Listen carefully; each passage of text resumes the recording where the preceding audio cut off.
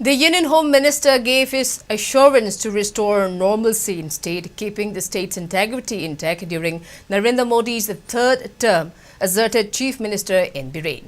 In a press conference held at Chief Minister's Secretariat, N. Biren highlighted this speech remark by the Union Home Minister, quoting that the ensuing election is not just typical election.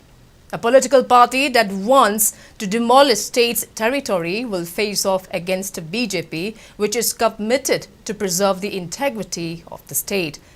N. Biren added that, unlike other political parties, the Union Home Minister had advised the state government not to mention about separate administration in their election manifesto, stating that the public has witnessed the powerful remarks of Union Minister. The election is political party BJP natraga Congress natraga election nate